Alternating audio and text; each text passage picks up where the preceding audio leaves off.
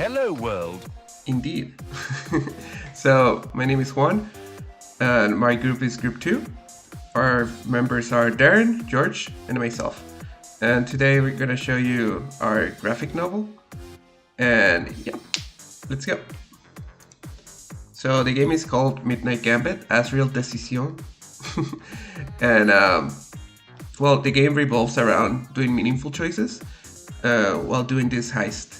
So basically, the game, you either choose to go with Bren, the techie, Randall, the muscle, or you simply go alone.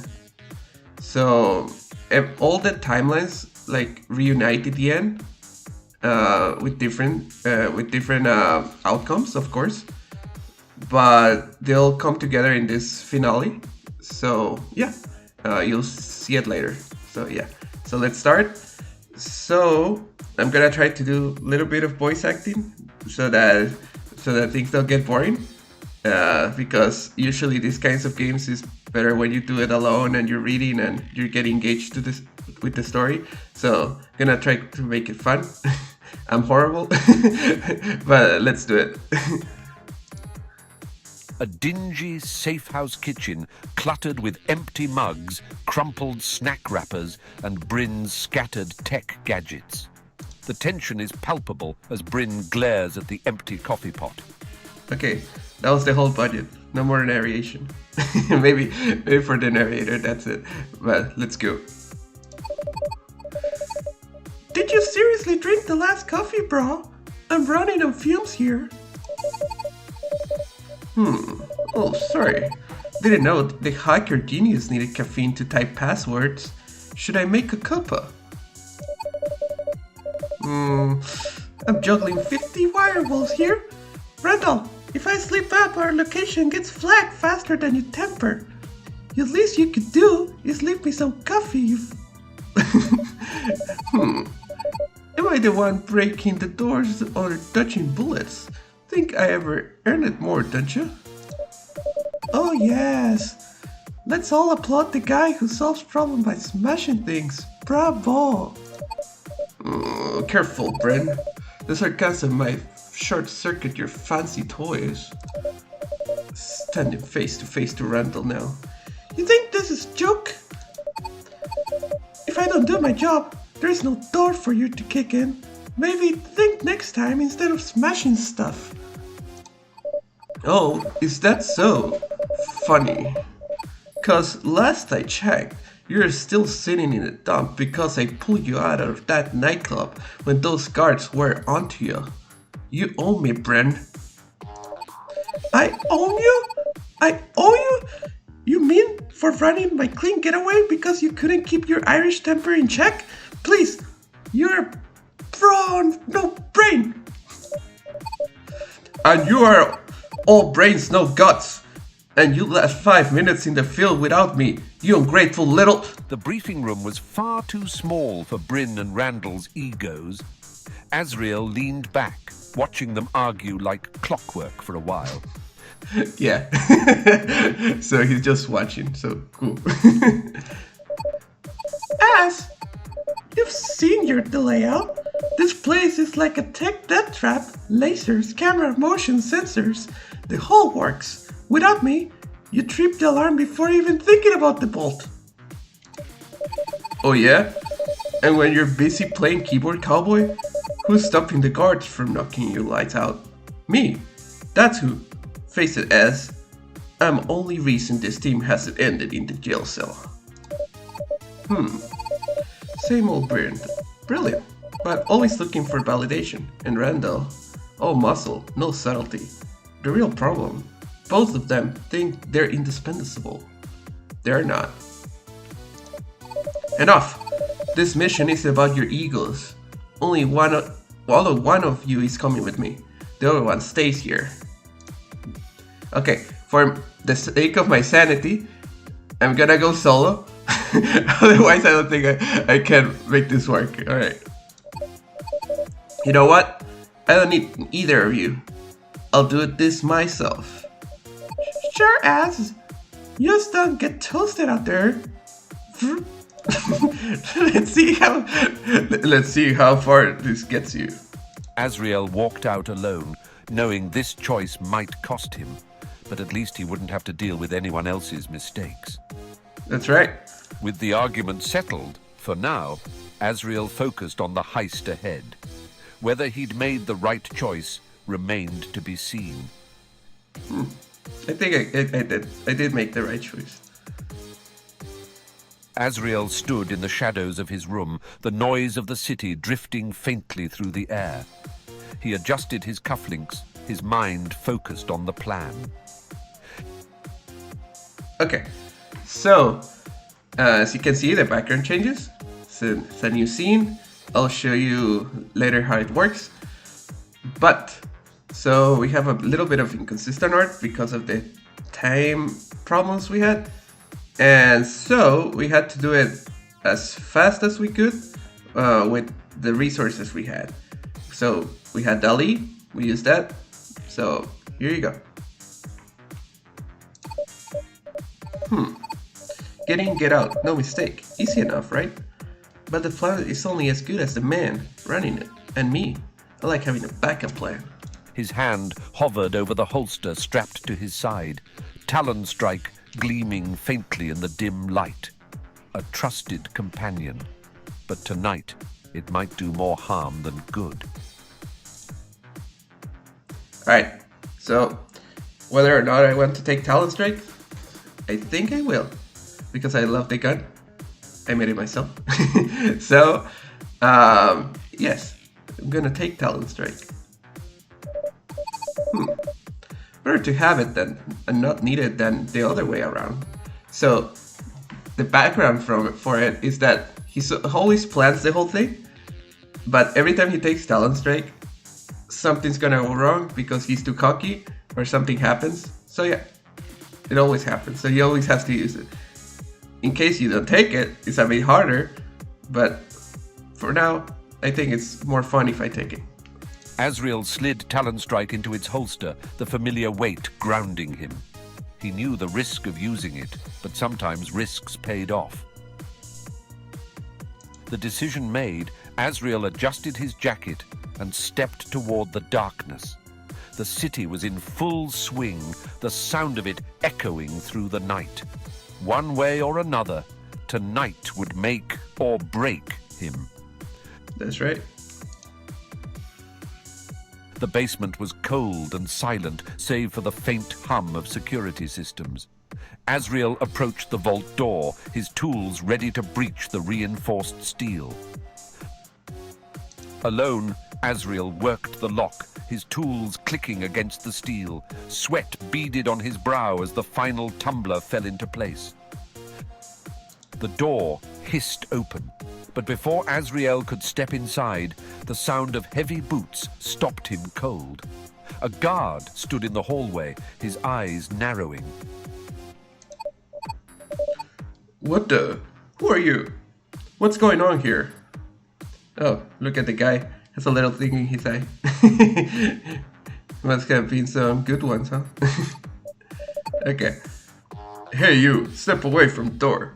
Azriel turned slowly, his mind racing.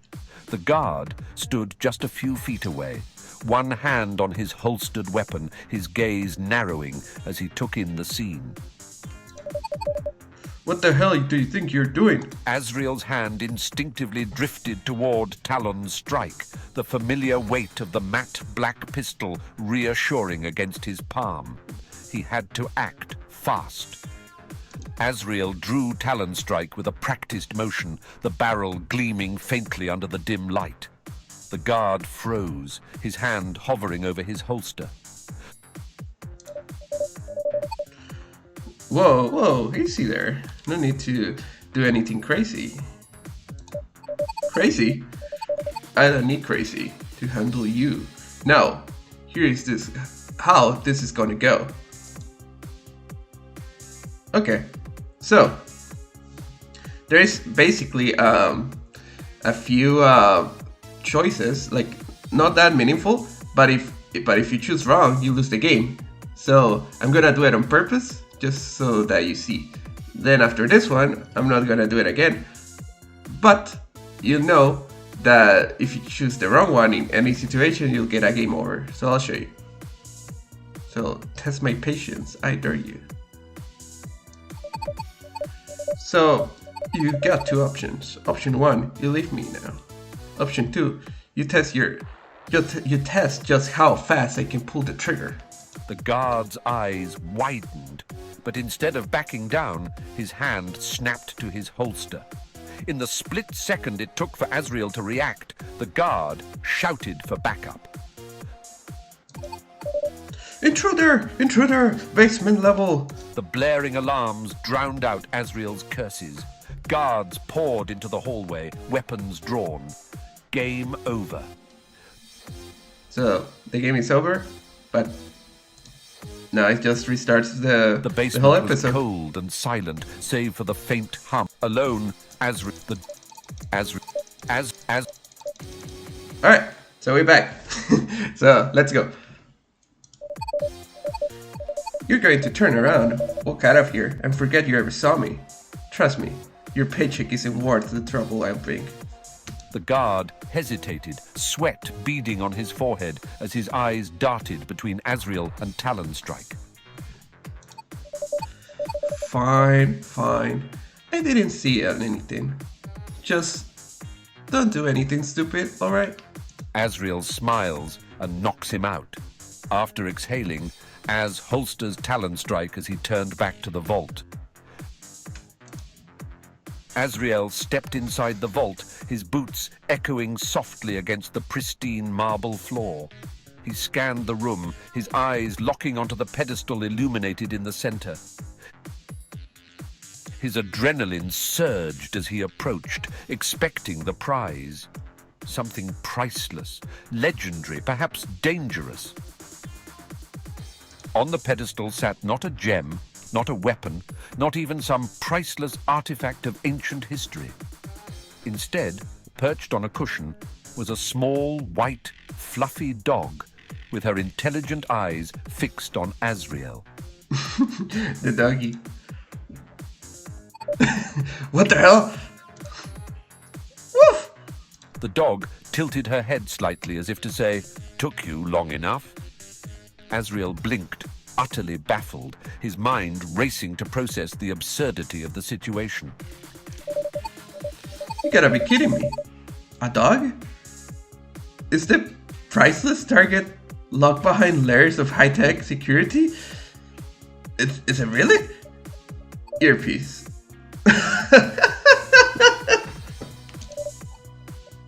Serves him right. Huh? I must be imagining things. Duchess remained perfectly still, her gaze steady and unnerving. There was no barking, no whimpering, just an almost regal calmness that made Azriel feel like he was the one being evaluated. Of course. Because why wouldn't it be something like normal, like Diamond? No, it had to be a dog. A very shiny dog. This must be Prince doing. Az reached out cautiously, half expecting the dog to snap at him. Instead, she allowed herself to be lifted, her small frame light but firm in his hands. She didn't squirm, didn't resist, just stared at him. Well, okay. Alright, Duchess. Because you look like a Duchess, you better not bite me or drool on me. We clear?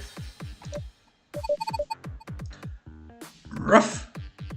Of course. Who do you take me for? In her mind. Duchess tilted her head again, her expression almost bemused. Azriel swore he saw a flicker of understanding in her gaze. He adjusted her under his arm, her fluffy coat gleaming as he turned toward the vault's exit. The absurdity of the situation hit him like a wave, but there was no time to dwell on it. Let's get out of here, Your Highness. If anyone asks, you're my emotional support animal.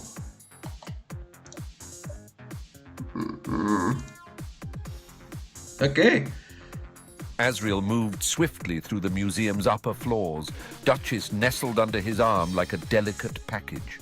The sound of laughter and music from the gala buzzed faintly in the background. He turned a corner and froze. A group of gala attendees stood before him, their conversation halting as their eyes locked onto Duchess. Wait, is that Duchess?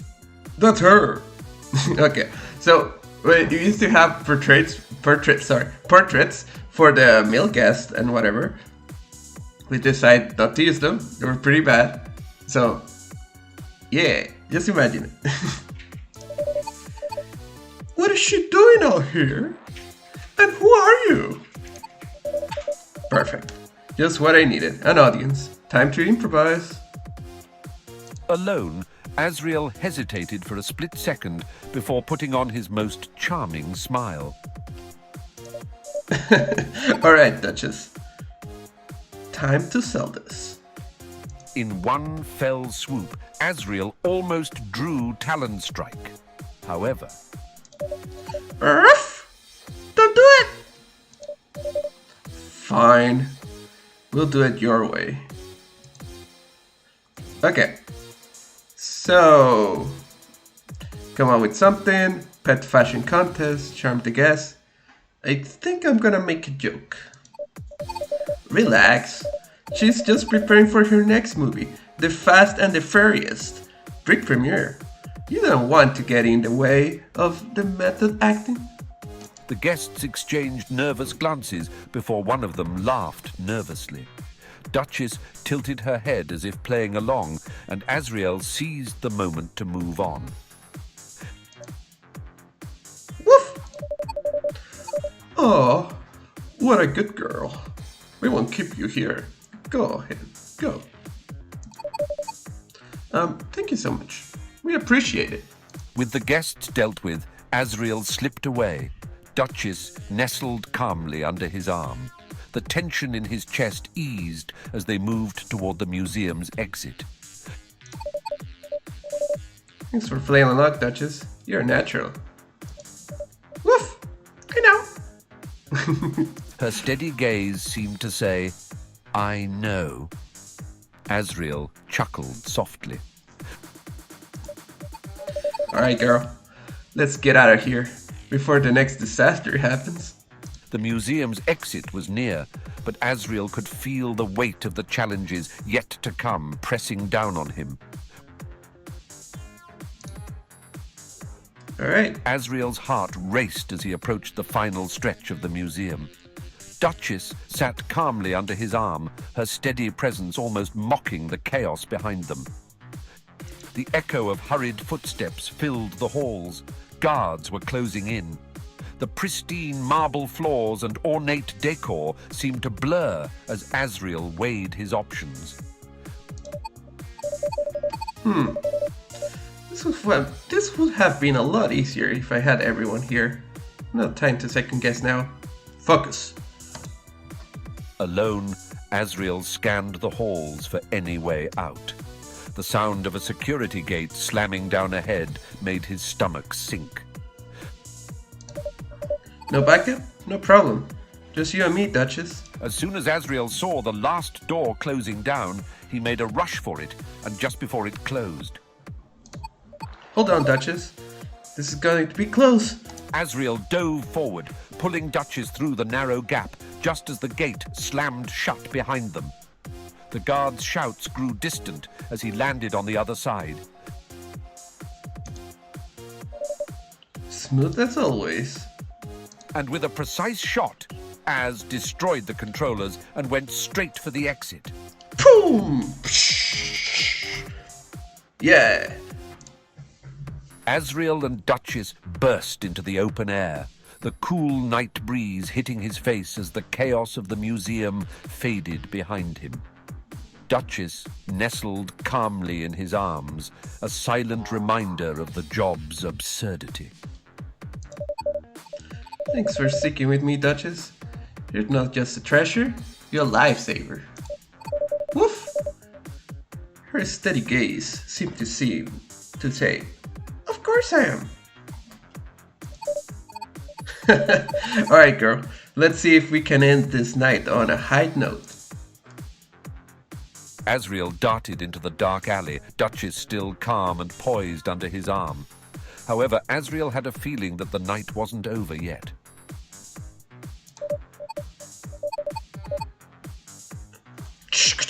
Good job, Az. You proved us all wrong. W for you.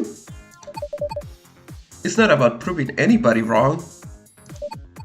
Oh, by the way, Az, we saw everything on the cams, like the whole thing. Yeah, we might have underestimated you. Sorry, mate. Also, this would have been a lot smoother if we stuck together. No kidding. Maybe next time you two will keep your arguments off the job. What was that fight about anyways? It's about you drinking the last drop of coffee. You caffeine trolled Randall. Oh, I'm not sure. I'm not starting this again. My bad, dude. And yeah, that was not my voice. Yeah, I'm sorry, Bryn. Tell you what. I'll go get more. Do you want to come? There will be ice cream. You got me. Fine, let's go. Bye-bye, Az. Suddenly, a shadowy figure stepped into the alley ahead, blocking his escape. Oh, who's this? Heads up, Your Highness. Somebody's coming. You made quite the entrance tonight. Asriel, should we finish this? Leona's voice was as sharp as her smirk, and Asriel felt a pang of something between nostalgia and dread. It was always her. It had to be. Just perfect. My ex with a knife. Asriel tightened his grip on Duchess, his mind racing with possibilities. This showdown wasn't part of the plan, but when was it ever? The cool night air was a stark contrast to the chaos Asriel had just left behind. The quiet of the alley was almost unnerving, broken only by the distant wail of sirens. Leona stepped into the dim light ahead. Her smirk was as sharp as the blade resting casually in her hand. Well. Asriel Blackthorn, still picking on straights, I see. Leona Mercedes, didn't think you care enough to follow me? Or this is just nostalgia? Oh, it's always nostalgia with you. But tonight I'm here for Dog. Duchess shifted slightly in Asriel's arms, her calm gaze fixed on Leona. Arf!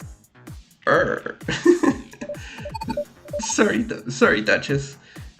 Sorry, Duchess isn't for sale. Try a shelter. Cute, but you and I both know how this ends. Leona's smirk widened as she stepped closer, her blade glinting in the moonlight. Okay. If I use Talon Strike, it'll be too easy. So, I'll try to persuade her. Leona, we both know you better than this. Duchess isn't your kind of prize. Oh, and what exactly is my kind of prize, Az? Leona's smirk widened as she tilted her head, watching him carefully. Her grip on the blade didn't falter.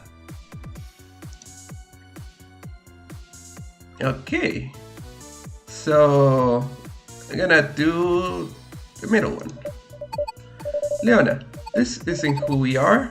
You and I, we were always about the thrill, the challenge.